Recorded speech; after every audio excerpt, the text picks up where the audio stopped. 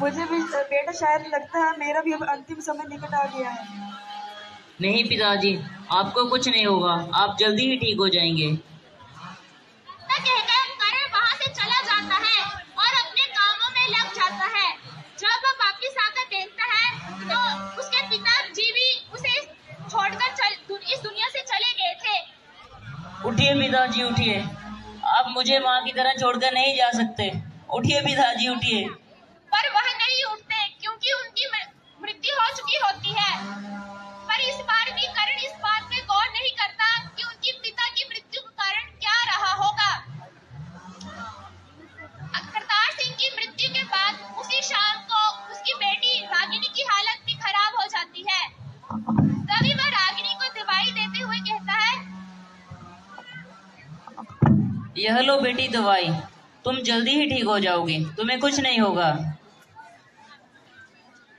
वह दवाई देकर चला जाता है, पर इस बार उसके दिमाग में यह बात आ जाती है कि उनके घर में यह सब कुछ क्या चल रहा है। पहले उनकी माँ की तबीयत खराब हुई, फिर पिताजी की, फिर वे दोनों ही उन्हें छोड़कर चले गए। अब उन्हें डर था कि कहीं उनकी बेटी भी उन्हें छोड़कर इस दुनिया से न चली जाए। इसीलिए वह अपनी बेटी को तांत्रिक के पास ले जाने का फैसला करते हैं।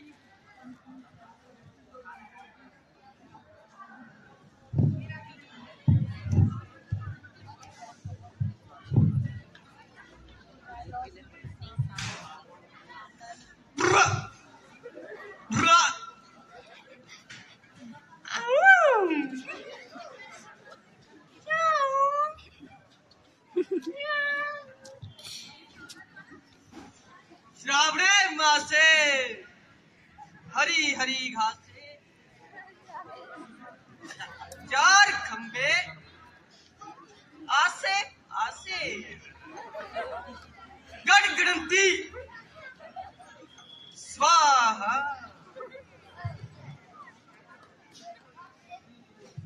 प्रणाम बाबा जी। प्रणाम बेटा,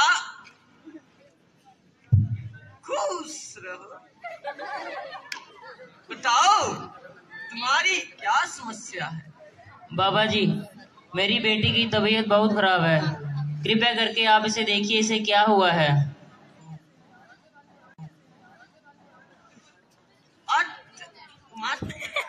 माता रानी सच सच दस।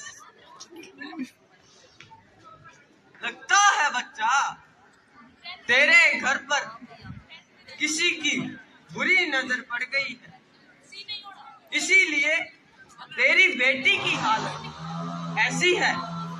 तू मुझे ठीक ठीक बता क्या हुआ है?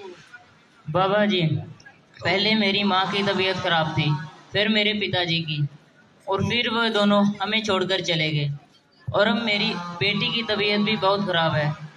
कृपया करके आप इसे ठीक कर दीजिए।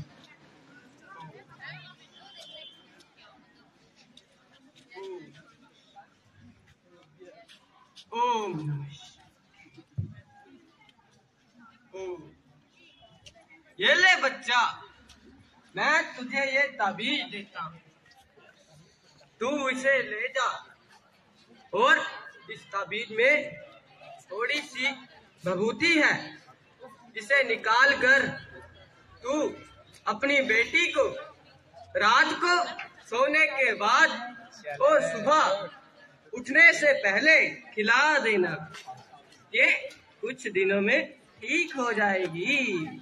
ओ ठीक है बाबा जी। ऐसे कहकर करण वहाँ से चला जाता है। जाते जाते उसे रास्ते में राधिका मास्टरी मिल जाती है। राधिका मास्टरी करण को देखकर कहती है, अरे करण, जानकर बहुत दुख हुआ, तुम्हारे माता पिता इस दुनिया में नहीं रहे। वैसे अब तुम कहाँ से आ रहे हो? मेरी बेटी की तबीयत खराब थी, इसलिए इसे तांत्रिक के पास लेकर गया था। अगर ये बीमार है तो इसे डॉक्टर के पास लेके जाओ, ना कि तांत्रिक के पास। इसे हुआ क्या है? इसे बहुत तेज बुखार है और यह ठीक भी नहीं हो रही। तुमने इसे कोरोना की वैक्सीन लगवाई है? क्या मैडम जी, आप फिर से वही कोरोना वाली बातें। तुम मेरी बात मानो और इसे अस्पताल लेकर चलो, हम इसकी जांच करवाते हैं। चलो, अगर आप इतना ही कह रही हैं तो एक बार इसे अस्पताल ले चलते हैं। जाते जाते करण की बेटी रागिनी की हालत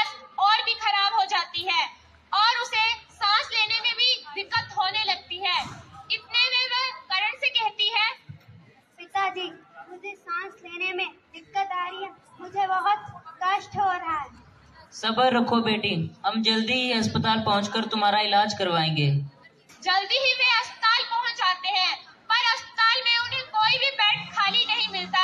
इससे कुछ हो गया तो तेरी पत्नी को क्या राधिका मास्टरनी की रोटी खिलाएंगी? ना जाने भैया मुझे क्या हुआ था जो मैं राधिका मैडम की बातों में आ गया। हाँ, अब तुझे पता चल गया है, अब तू उनकी बातों में कभी मत आना। रसिया करण की बातों में आ जाता है और करण मन ही मन मुस्कुराने लगता है कि उसने एक और आदमी को वैक्सीन के खिलाफ भड़का दिया। कुछ दिनों बाद कोरोना की दूसरी लहर भी आ जाती है और राम को भी कोरोना हो जाता है। जैसे ही यह बात करण को पता चलती है, वह तो खुशी के मारे उछल ही पड़ता है और उसी दिन उसे रास्ते में राधिका मास्टरनी जी मिल जाती है। वह उन्हें ताना मारते हुए कहता है, ओहो, बहुत बुरा हुआ राम के साथ। मैंने सुना है राम को कोरोना हो गया है, लेकिन उसने तो वैक्सीन ली थी ना? हाँ ली थी। फिर भी हो गया ना? अरे मुझे तो पहले ही पता था ये वैक्सीन पूरी तरह बेकार है, लेकिन आप तो इन वैक्सीन लगवाने वालों का बहुत प्रचार करती हैं। अब किस मुंह से उनका प्रचार करेंगी? अरे मेरी मानिए तो एक गाँव ही छोड़ दीजिए। पर क्यों? ऐसा क्या हो गया? मैं गाँव ही छोड़ दूं? क्योंकि अब आपकी बात तो कोई मानने से रहा। ये तो समय ही बताएगा। ऐसा कहकर राधिका मास्टरनी जी वहाँ से चली जाती है। यह बात तो सही थी कि वैक्सीन लेने के बाद भी राम को कोरोना हुआ था, पर वैक्सीन लेने की वजह से वह जल्दी ठीक हो जाता है और सही सलामत अपने घर वापस आ जाता है। कुछ दिनों बाद कोरोना ने करण के घर को अपनी चपेट में ले लिया। उसकी माँ अराना देवी को बुखार हो जाता है। उसके पिता करतार सिंह सारा समय अपनी पत्नी के सिराने इस उम्मीद से बैठे रहते हैं कि वह ठीक हो जाएंगी और उनका बुखार उतर जाएगा। इतने में राना देवी उनसे कहती है, आप मेरे लिए इतना कष्ट मत उठाइए। मुझे ज्ञान हो गया है कि मेरा अंतिम समय आ गया है। ये तुम कैसी बातें कर रही हो राधना? तुम्हें कुछ नहीं होगा, मुझ पर भरोसा रखो। तुम आराम करो, मैं तुम्हारे लिए अभी दवाई लेकर आता हूँ। ऐसा कहकर करतार सिंह दवाई लेने के लिए चला जाता है।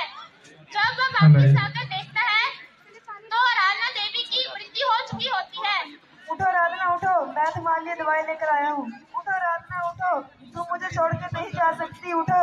इतने में वहाँ करण भी आ जाता है और अपने पिताजी से पूछता है, पिताजी, माँ को क्या हुआ? बेटा, तुम्हारी माँ हमारे बीच नहीं रही, वह मैं छोड़कर चली गई।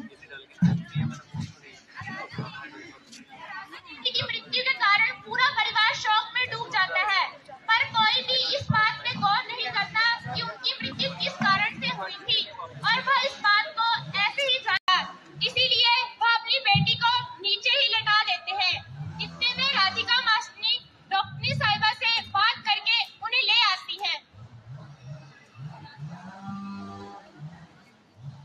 क्या हुआ? मेरी बेटी को बहुत बुखार है और यह ठीक भी नहीं हो रही। क्या आपने अपनी बेटी को कोरोना की वैक्सीन लगवाई है? जी नहीं, लेकिन आप कैसे भी कर मेरी बेटी की जान बचा लीजिए।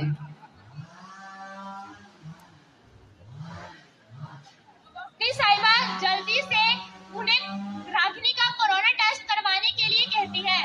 जब वह रागिनी का कोरोना टेस्ट करती है तो उसका कोरोना टेस्ट पॉजिटिव आता है। तभी वह करण से आकर कहती है,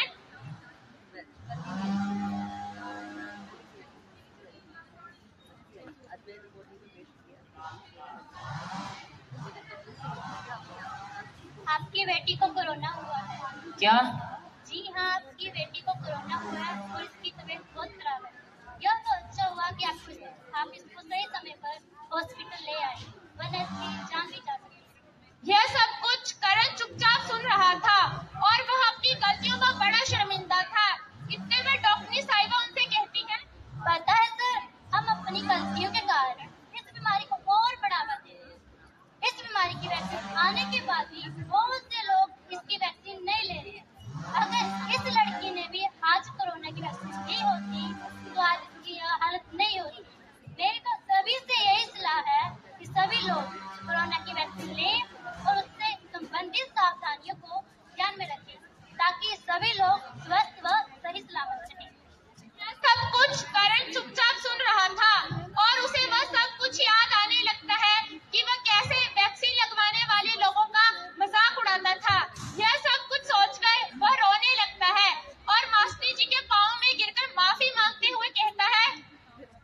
राष्ट्रिनी जी, मुझे माफ कर दीजिए, ये सब मेरी ही गलतियों का परिणाम है।